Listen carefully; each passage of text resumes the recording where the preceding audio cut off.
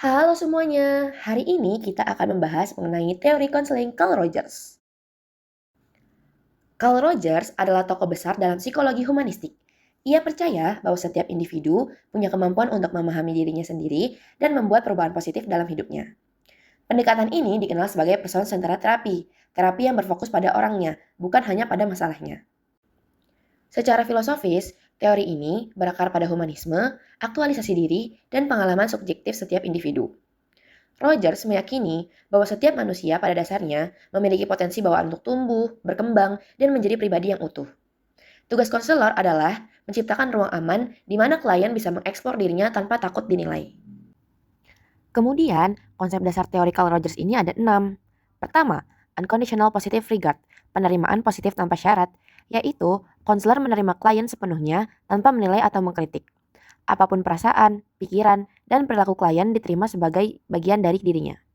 Kedua, empati, yaitu konselor berusaha benar-benar memahami dunia subjektif klien, bukan cuma mendengarkan, tetapi merasakan dari perspektif mereka.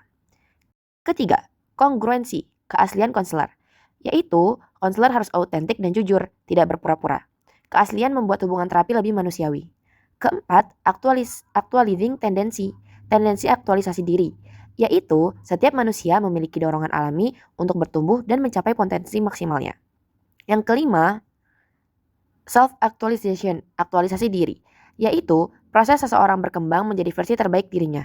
Terakhir, kesenjangan antara diri ideal dan diri aktual. Manusia sering mengalami ketegangan antara diri dan ideal dan diri aktual. Terapi membantu menjembatani kesenjangan itu. Nah, selanjutnya pandangan tentang manusia, perilaku dan perubahan. Menurut Carl Rogers, manusia pada dasarnya baik dan memiliki kecenderungan alami untuk berkembang. Perilaku manusia dipengaruhi oleh pengalaman mereka dan bagaimana mereka memaknai pengalaman itu. Perubahan terjadi ketika seseorang merasa aman, diterima, dan dipahami. Selanjutnya, kita akan membahas terkait tujuan konseling dari teori Carl Rogers. Nah, di dalam teori ini terdapat beberapa tujuan konseling. Di antaranya, yang pertama, meningkatkan kesadaran dan pemahaman diri. Tujuan utama konseling menurut Rogers adalah membantu klien memahami diri mereka secara lebih mendalam, termasuk emosi, nilai, dan pengalaman yang membentuk mereka. Kesadaran diri yang meningkat memungkinkan individu mengambil keputusan yang lebih autentik. Yang kedua, membantu klien mencapai aktualisasi diri. Rogers menjelaskan bahwa setiap individu memiliki tendensi aktualisasi, yaitu dorongan alami untuk berkembang dan mencapai potensi penuh. Konseling berperan mendukung proses pertumbuhan ini dengan membantu klien melewati hambatan psikologis yang menghalangi perkembangan mereka. Yang ketiga, menciptakan lingkungan yang mendukung perubahan positif. Rogers menekankan 3 kondisi terapeutik penting, yaitu keaslian konselor, penerimaan tanpa syarat, dan empati. Ketiga kondisi ini menciptakan ruang aman bagi klien untuk mengeksplorasi pikiran dan perasaan dengan jujur. Yang keempat, mengembangkan rasa harga diri yang sehat. Nah, melalui lingkungan yang menerima dan tidak menghakimi, konseling membantu klien menerima diri mereka dengan lebih baik, mengurangi perasaan rendah diri, dan membangun sikap positif terhadap diri sendiri dan kehidupan. Yang kelima, memfasilitasi perubahan perilaku positif. Rogers menyatakan bahwa ketika individu memahami dan menerima diri mereka, perubahan perilaku yang lebih sehat akan muncul secara alami tanpa paksaan dari luar. Konseling mendukung proses perubahan ini melalui peningkatan kesadaran dan penerimaan diri. Yang keenam, membantu klien mengatasi konflik emosional dan relasi interpersonal.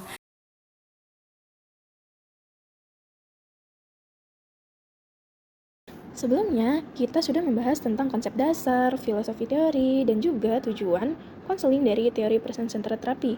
Nah, kira-kira apa aja ya teknik konselingnya? Jadi, teknik konseling dalam teori ini ada 8 loh teman-teman. Pertama, unconditional positive regard, penerimaan positif tanpa syarat. Konselor harus menerima klien tanpa menghakimi dan tanpa menilai benar atau salah perilaku klien. Kedua, ada empati yang mendalam. Konselor mencoba memahami pengalaman klien dari sudut pandangnya sendiri. Ketiga, congruence, kesesuaian atau keautentikan konselor. Konselor harus bersikap autentik, jujur, dan transparan dalam interaksi dengan klien. Konselor berperilaku dengan apa adanya tanpa dibuat-buat. Keempat, active listening, mendengarkan secara aktif. Konselor memberikan perhatian penuh terhadap klien, baik secara verbal ataupun non-verbal. Kelima, reflection of feeling, refleksi perasaan. Konselor mengulangi atau merangkum perasaan klien agar membantu klien menyadari emosi yang sedang dirasakan. Keenam, non-directive approach atau pendekatan non-direktif. Dalam teknik ini, konselor hanya sebagai fasilitator dan klien yang memimpin selama sesi konseling berlangsung. Jadi, dalam hal ini, klien yang mengambil keputusan terkait masalah yang sedang dialami. 7. Self-exploration, eksplorasi diri. Konselor mendorong klien untuk mengeksplorasi dirinya, memahami nilai-nilai yang dimiliki klien, menggali perasaan klien, dan pengalaman hidup klien. Dan yang terakhir, minimal encouragement atau dorongan minimal.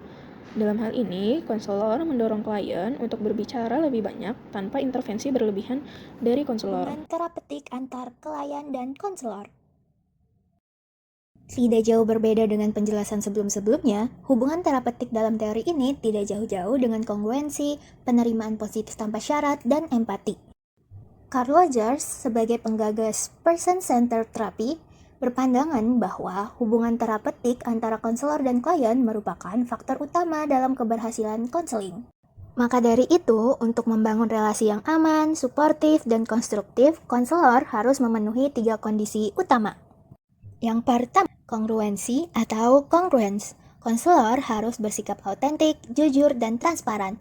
Sikap ini menunjukkan keselarasan antara perasaan internal terapis dengan tindakan atau ekspresi eksternalnya, sehingga konselor tidak berpura-pura dalam interaksinya dengan klien. Yang kedua, penerimaan positif tanpa syarat atau unconditional positive regard. Klien benar-benar diterima sepenuhnya tanpa syarat, tanpa adanya penilaian atau kritik. Yang ketiga, empati atau empathic understanding. Konselor mencoba memahami pengalaman klien dari sudut pandangnya sendiri. Selamat pagi Pak. Ya, selamat pagi. Dengan siapa ya, Bapak?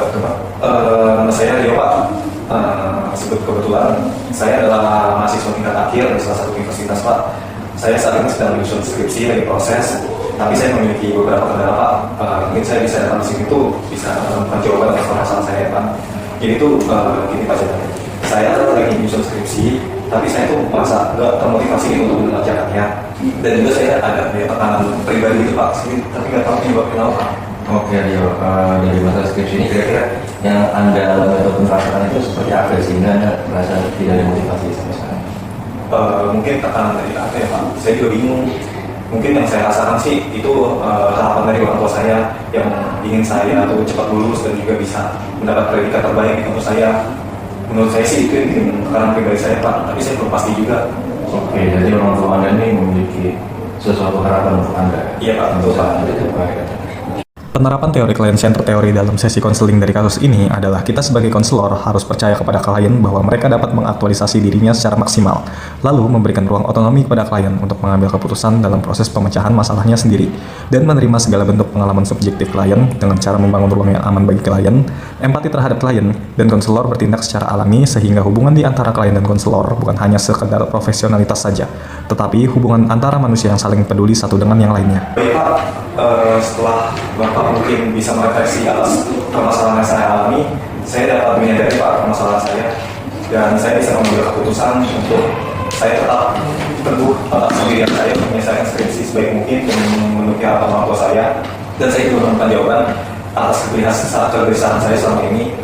Mungkin memang tekanan pribadi itu subjektif aja Pak, saya merasanya. Baik Pak, saya kira sih saya sudah cukup, saya sudah menemukan jawaban dan juga keputusan atas konseling yang saya lakukan kali ini. Terima kasih Pak. Dari pembahasan sebelumnya mengenai person-centered therapy, maka person-centered therapy jika dilihat kembali, pendekatan ini memiliki kekuatan sekaligus keterbatasan. Kelebihannya terletak pada kemampuannya menciptakan ruang yang aman, hangat, dan penuh penerimaan sehingga klien dapat mengeksplorasi diri tanpa takut dihakimi dan mengalami perubahan secara alami. Pendekatan ini juga fleksibel dan relevan karena berfokus pada potensi manusia serta hubungan terapeutik yang tulus antara konselor dan klien. Namun, kurangnya struktur teknis membuat pendekatan ini kurang sesuai bagi klien yang membutuhkan arahan konkret ataupun intervensi yang lebih aktif, terutama bagi individu yang kesulitan mengekspresikan emosi. Fokus pada pengalaman emosional juga membuat aspek kognitif dan perilaku kurang mendapatkan perhatian. Keberhasilan terapi ini sangat bergantung pada kualitas hubungan konselor dan klien. Empati, penerimaan tanpa syarat, dan keaslian menjadi fondasi utama efektivitasnya sehingga person-centered therapy bukan pendekatan untuk semua situasi, tetapi menunjukkan bahwasannya perubahan bermakna terjadi ketika individu benar-benar merasa diterima dan didengar.